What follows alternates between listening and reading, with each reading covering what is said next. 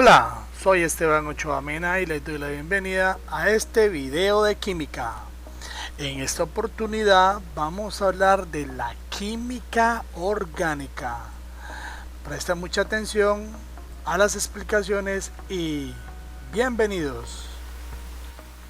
Vamos a hacer entonces una introducción a la química orgánica. Pero antes de eso, miremos qué es las ciencias naturales. ¿Qué son las ciencias naturales? Las ciencias naturales estudian todo lo que ocurre en el universo, todos los fenómenos naturales, todo lo que existe en el universo. Y para ello se apoya en tres de sus asignaturas o tres ramas: la biología, la química y la física. La biología estudia, como su nombre le dice, bio significa vida y logía estudio, o sea que estudia todos los organismos vivos. Hablamos de los reinos animal, vegetal, reino protista, reino monera, reino fungi. Hablamos de todos los organismos vivos. La química es una ciencia que estudia la materia, es decir, estudia la estructura, la composición y la transformación de la materia. Y la física estudia todos los fenómenos naturales que ocurren en el universo. Cuando hablamos de física hablamos del comportamiento de la materia. En cambio la química estudia la composición de la materia, pero desde su estructura y su transformación. Ahora bien, la química, para poder estudiar toda la materia que existe, se apoya en diferentes ramas. La farmacoquímica, que estudia la producción de medicamentos, de sustancias que nos apoyan al mejoramiento de nuestra salud y la salud de los organismos que también circundan nuestro planeta. Estamos hablando de medicamentos tanto para humanos como para animales e inclusive para plantas. Hablamos de la ingeniería química, la astroquímica, la química inorgánica, la química orgánica, la bioquímica, la fisicoquímica, química analítica, estequiometría, la química industrial, la química nuclear, la química atómica, radioquímica, la molecular, la térmica, la nanoquímica, entre otras. Todas estas ramas estudian diferentes tipos de reacciones y diferentes tipos de materia. En el caso particular vamos a hablar nosotros en grado 11 de la química orgánica. En el grado 10 hablamos de la química inorgánica. Entonces, recordemos que la química inorgánica estudia todos los compuestos que no tienen como elemento principal al carbono, compuestos que son de tipo mineral. Compuestos como son los óxidos, los hidróxidos, los ácidos y las sales son parte de la química inorgánica. Por ejemplo, el carbonato de calcio, también conocido como mármol, es una sustancia inorgánica. El amoníaco, el dióxido de carbono, el hidróxido de calcio, el bicarbonato de sodio o carbonato ácido de sodio, el sulfato de magnesio, el hidróxido de aluminio, el cloruro de sodio, también conocido como sal de cocina, es uno de los componentes principales de la sal de cocina. El hidróxido de magnesio, o también llamado leche de magnesia, se utiliza para la gastritis, las personas que tienen problemas de úlcera gástrica. El ácido muriático, o también conocido como ácido clorhídrico, es una sustancia también de la química inorgánica, entre otras muchas más. En la parte de la química orgánica encontramos todos los compuestos formados principalmente, ojo con esto, por átomos de carbono. La química orgánica se caracteriza porque todos sus compuestos contienen átomos de carbono principalmente, ¿sí? Otro elemento muy común en los compuestos orgánicos es el hidrógeno. Otros tienen oxígeno y algunos tienen nitrógeno. Aquí tenemos algunos ejemplos. La aspirina, por ejemplo, es un compuesto químico orgánico, por eso puede ser metabolizado por el organismo humano. El etanol, también conocido como alcohol etílico, contiene 2 átomos de carbono, 6 de hidrógeno y 1 de oxígeno. El etanol es el compuesto utilizado para preparar las bebidas alcohólicas, ron, aguardiente, cerveza, entre otras. La fructosa, que es el azúcar propia de las frutas, tiene 6 de carbono, 12 de hidrógeno y 6 de oxígeno, o sea que contiene carbono, hidrógeno y oxígeno, se llama fructosa. El ácido acetilsalicílico, que es un compuesto que está presente en la aspirina. Este compuesto nos ayuda a disminuir la fiebre, los dolores y el malestar general, es un medicamento. o sea que fue desarrollado por la farmacoquímica. ¿Sí? Tenemos la sacarosa, que es comúnmente el azúcar que consumimos en la casa, el azúcar en polvo. El azúcar en polvo tiene 12 átomos de carbono, 22 de hidrógeno y 11 de oxígeno. La molécula de sacarosa es el doble de la molécula de fructosa, por eso se acumula y genera problemas de tipo metabólico en el organismo del ser humano. La glucosa, que es también una molécula más sencilla que la sacarosa, y la arginina. La arginina es una amina, o sea que hace parte de una de las familias de la química orgánica.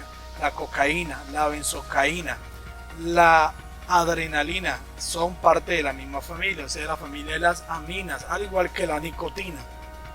Todos estos compuestos, que tienen principalmente átomos de carbono, hacen parte de la química orgánica. Ojo, hacen parte de la química orgánica. ¿Por qué? Están formados principalmente por átomos de carbono. Ahora bien, otros compuestos que encontramos comercialmente son el poliestireno, también llamado icopor, el polietileno, que es con la que hacen las bolsas plásticas, el policarbonato, material altamente resistente, el policloruro de vinilo, también llamado PVC, el propileno, plástico, el poliéster, con el cual se diseñan las prendas de vestir y es altamente resistente. Los morrales, por ejemplo, están hechos de poliéster. El nylon, muy común, muy conocido también, es un material de la química orgánica. El poliuretano, que nosotros llamamos de espuma, son materiales también de la química orgánica. Algunas moléculas orgánicas también las encontramos en el cuerpo humano. Por ejemplo, aquí tenemos algunas hormonas, la somatropina, la prolina, la oxitocina. Son hormonas propias de nuestro organismo. La somatropina, por ejemplo, controla el crecimiento, el desarrollo de nuestros huesos, el desarrollo de nuestros músculos. La prolina controla la producción de leche en las glándulas mamarias cuando la mujer está lactando. La oxitocina, también llamada la hormona del amor, es una hormona que se produce durante el periodo de lactancia o de natalidad, principalmente obviamente en las mujeres, pero también se produce en los hombres para estimular la buena relación y la convivencia. Son hormonas propias del ser humano y propias de otros organismos vivos. La telaraña, por ejemplo, también es una sustancia orgánica porque es producto de un organismo vivo. Todo lo que sea desecho de un organismo vivo es una sustancia orgánica. Por ejemplo, los residuos fecales son sustancias orgánicas. En nuestro organismo encontramos diferentes moléculas que hacen parte también de la química orgánica. Los aminoácidos son sustancias orgánicas. Encontramos la leucina, la alanina, la isoleucina. Son aminoácidos que encontramos en los alimentos y que hacen parte de la química orgánica. Cada uno de estos aminoácidos son parte de la dieta diaria que debemos consumir y ellos intervienen en la formación de tejido muscular, de tejido graso, de tejido adiposo, de tejido óseo, en la formación de nuestro cuerpo como tal. Muy importante en la alimentación estas moléculas. Ahora, ¿para qué sirven, por ejemplo, algunas de estas aminoácidos? La fenilalanina, por ejemplo, se encarga de producir noradrenalina, que es una molécula muy importante para estar alerta y tener buena habitabilidad. Interviene en el estado anímico, disminuye el dolor, mejora la memoria, disminuye el proceso de depresión, los calambres, estimula la producción de colágeno en la piel. ¿Dónde lo podemos encontrar? En la carne, el pescado, los huevos, productos lácteos, los espárragos, entre otros. La arginina, también llamado la sustancia afrodisíaca, se encuentra principalmente en mariscos, en todo lo que tiene que ver con mariscos. Esta molécula es muy importante porque retrasa el crecimiento de tumores, aumenta el flujo sanguíneo hacia el pene o hacia los órganos reproductores y ayuda también en la pérdida de peso, entre otras funciones que tiene. El triptófano también es un aminoácido. Ahí tenemos las funciones y en dónde lo podemos encontrar. Toda esta información la pueden encontrar en el módulo. Ahora bien, en la naturaleza, la forma natural, valga la redundancia, de obtener sustancias orgánicas es a través de la fotosíntesis. La fotosíntesis es el proceso natural por el cual la materia inorgánica se convierte en materia orgánica. Recordemos que el proceso conocido como fotosíntesis es un proceso de producción a partir de la luz de la energía solar. Cuando el sol interviene, el dióxido de carbono y el agua reaccionan químicamente para producir glucosa y oxígeno. La glucosa es una molécula orgánica. El dióxido de carbono, CO2, es una molécula inorgánica, al igual que el agua. En la naturaleza, todos los organismos producen dióxido de carbono. El dióxido de carbono es liberado a la atmósfera. Las plantas absorben el dióxido de carbono, hacen el proceso de fotosíntesis, absorbiendo agua por las raíces, y el dióxido de carbono y el agua reaccionan para producir glucosa, pero también liberar oxígeno a la atmósfera, como lo muestra el gráfico. El carbono en la naturaleza se puede obtener también, o se ha obtenido también a través de los miles de millones de años de formación de la Tierra, a partir de la fosilización de organismos vivos.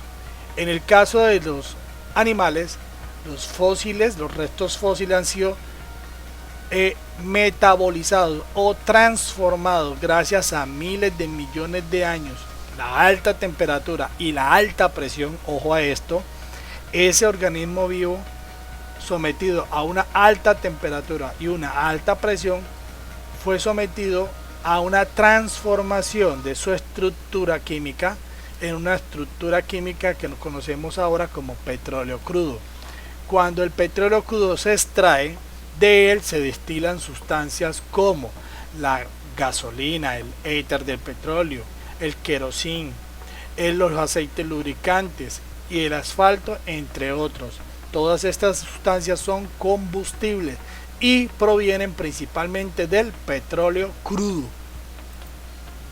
Aquí tenemos una gráfica que representa cómo se extrae mediante plataformas la succión, o se extrae el combustible en forma de petróleo crudo en los fosos donde hay agua, petróleo y gas natural. Recuerden que este gas natural es el que conocemos como GLP, gas licuado del petróleo, que utilizamos como gas domiciliario. Del petróleo, recordemos que se destilan todos los combustibles, principalmente la gasolina, el diésel, que son utilizados principalmente por nuestros vehículos. Otra forma de fosilización ha sido a través de los años los árboles de gran tamaño que existieron durante miles de millones de años y que en la actualidad algunos existen. Por ejemplo, aquí tenemos dos gráficos, dos imágenes fotográficas de este árbol que se llama el Capitán Sherman, que es una secoya gigante, que es un árbol ubicado en el Parque Nacional de la Secoya, eso es en California, en Estados Unidos. Y este otro árbol que se llama el Taxidium ungulate, que es un tulé. Este árbol está ubicado en México, en Osaka, México. El primero mide 40 metros de altura y tiene una masa de 2000 toneladas, y el segundo mide 42 metros y tiene una masa de 636 toneladas. Estamos hablando de árboles gigantescos que durante miles de millones de años estuvieron transformándose, metabolizándose y convirtiéndose en otra forma del carbón o de sustancia orgánica en la naturaleza, llamado carbón. Nosotros podemos encontrar el carbón en la naturaleza gracias a su profundidad o su transformación orgánica. Lo podemos encontrar en ambientes pantanosos. Dependiendo la cantidad de carbón, el carbono se va hundiendo en la tierra. Entonces podemos encontrar la turba en una parte superior, el lignito en una parte intermedia, la hulla una parte más profunda y la antracita en una parte muchísimo más profunda. El material más pesado o más cargado de carbón es el diamante. El diamante es un 99% de carbono. inclusive puede llegar al 100%. Esta imagen que observan en pantalla corresponde a un diamante encontrado en Sierra Leona, eso es en África. Ese diamante tiene el tamaño de un huevo y tuvo un valor de 19.500 millones de pesos, ¿sí?